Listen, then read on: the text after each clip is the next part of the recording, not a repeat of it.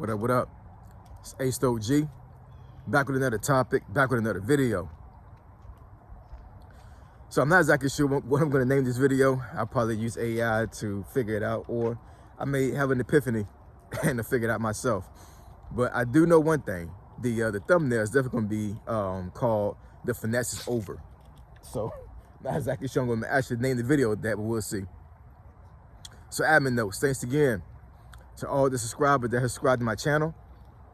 I endeavor to keep pushing the videos out to give you leverage to better yourselves. Let's get into it.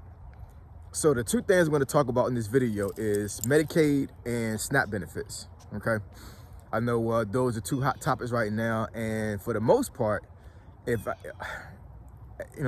you look at social media right now, in October 2025, especially with the government shutdown going on right now, folks cannot stop talking about both of those things. And then, of course, one of the things that caused the government shutdown is medical insurance, right? I'm not going to get into like the details and the weeds of that, but there's been a back and forth with how medical insurance is distributed to folks in America, right? So let's go with Medicaid right quick. All right, so Donald J. Trump passed this bill, right? The big beautiful bill some months ago, and that bill. And like I said, I'm not going to give like full details on the actual bill when it comes to medical insurance, but we talk about Medicaid, right? So at one point, for a very long time, if you apply for Medicaid, you would just automatically get it, right? So it's like kind of like free healthcare, just like a lot of countries actually do as well, right? There's a lot of countries out there that actually give free healthcare to their citizens, but most of those countries are not capitalist countries. We are a capitalist country. So in other words, for this country to work, people have to work. People have to put effort and put money into the system, especially, the big engines that run the system when it comes to healthcare. So in any case, the bill pretty much stated that if you apply for Medicaid, you have to prove that you deserve Medicaid. Now, how does that look? So you had to work, right? You had to prove that you're disabled to the point where you couldn't work. And there was some other stipulations as well, right? There's a whole gamut of like checklists you had to be able to check off on for you to be qualified to get Medicaid. And of course, Medicaid, I'm pretty sure, has some type of copay when it comes to you going to see the doctor and all those things, right? But once again, before, you didn't have to you had to do anything to qualify for Medicaid. You just apply and normally you would get it. But in the bill, there's a lot of red tape you have to go through to get Medicaid. So let's say you don't qualify for Medicaid. That means you can't get medical insurance, right?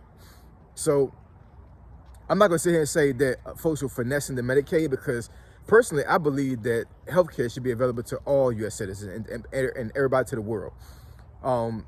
There are so many people that I know personally, to include my brother-in-law who passed away a couple of years ago from pancreatic cancer, that his medical insurance was just not the business. It wasn't, you know what I'm saying? And he worked.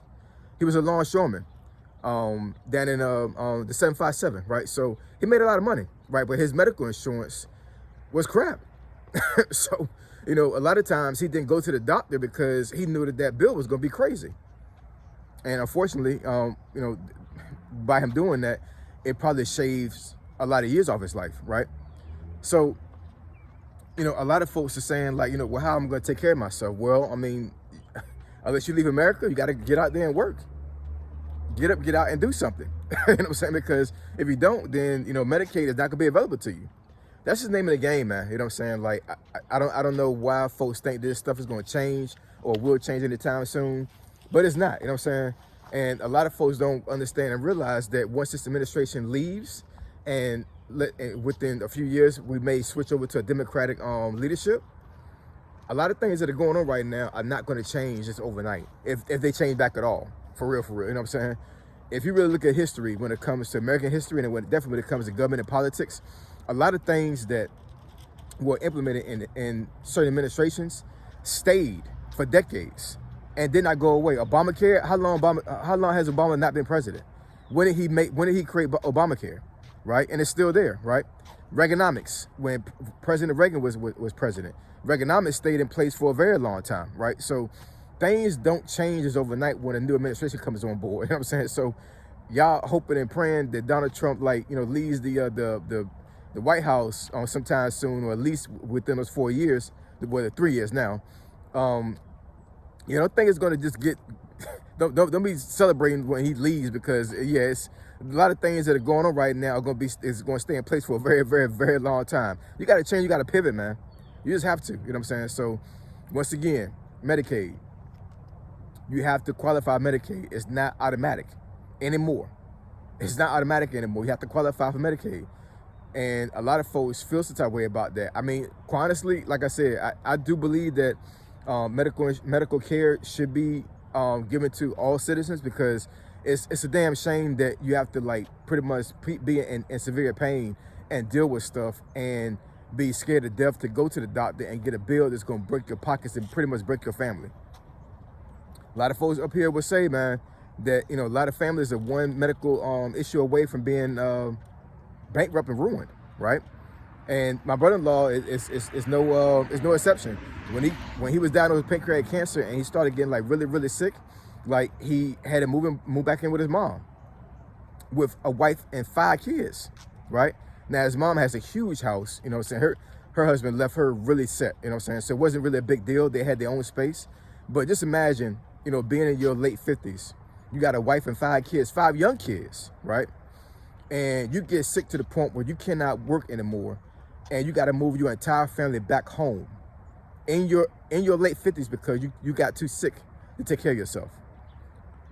And you probably could have got at least better, or at least sustain yourself a lot more had you went to the doctor, but your medical insurance was crap, and you were scared that, you know, they was gonna find something. A lot of folks go through stuff like that, man, for real. You know what I'm saying? So rest in peace to my brother-in-law, man. You know what I'm saying? I let that go. I'm telling you, I did, man. I still do. I love my brother-in-law. He was a real one, and I'm sad he's gone. It's unfortunate he's gone, but this is how the system works, man. You know what I'm saying? So you got to go out there and work. He worked. He worked the real hard job, you know what I'm saying? So yeah, we got to work, man. We got to work to get that medical insurance, that health care. So let's go into SNAP benefits. So this is the real big finesse, for real, you know what I'm saying? A lot of folks don't qualify on paper for SNAP benefits. And to be quite honest, I'm not exactly sure, like, you know, how folks can finesse, but, you know, and I'm not just saying just one demographic. It could be women, men, you know, black folks, white folks, Asian folks, illegal immigrants, whatever, you know what I'm saying? Like, you know, the finesse is distributed across all boards, right? And the Big Beautiful Bill plans to save $1 trillion over the next 10 years. And one of the things that they use to save money is to audit and to try to figure out what's going on with these SNAP benefits and why everybody got them. And you got folks that don't deserve the SNAP benefits, right? So, you know, I'm not going to get into, like, all the videos and stuff about folks talking about they're going to rob and steal and all these other things, you know what I'm saying, when they can't get their SNAP benefits come the 1st November. Not going to get into that. But what I will say is, you know, if you were one of those folks that was finessing the government on SNAP benefits for some folks decades, just imagine getting free food for decades and then work a lick for none of it. It's crazy. It's crazy, you know what I'm saying? Like, you know, we was born in a capitalist country. So when folks get upset and mad and, like, want to crash out over SNAP benefits, like, you know, just imagining that, you know, that somebody is getting mad at somebody else that they're not getting free food. They work for none of it. It's crazy.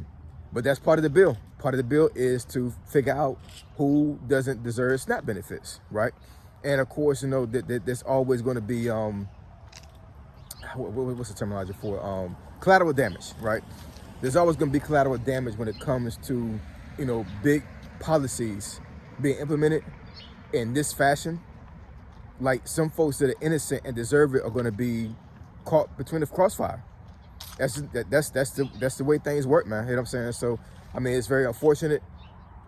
And like I said before in another video, I really feel for the folks that actually deserve SNAP benefits, and they're going to get, like, you know, destroyed because, you know, they don't qualify anymore because of some stipulation that, you know, that was found out about how they got SNAP benefits, and it's probably not even worth even mentioning.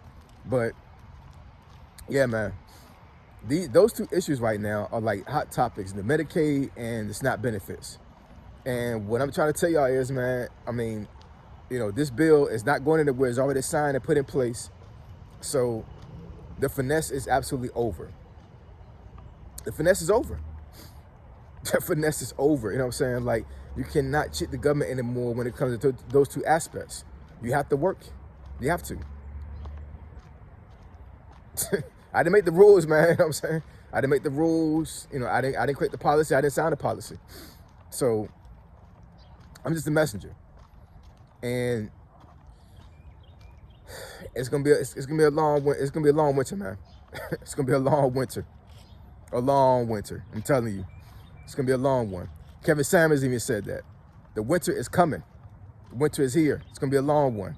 He even called it the long dark night. It's coming, y'all. So only thing I can tell you is that we have to pivot, we have to grind, and we have to take care of ourselves and our families. And we have to make sure that we're doing the right thing and don't break the law, right? So anyway, I appreciate y'all. I love y'all. And I'll catch y'all in the next video. Say so, G, signing out. I'm gone.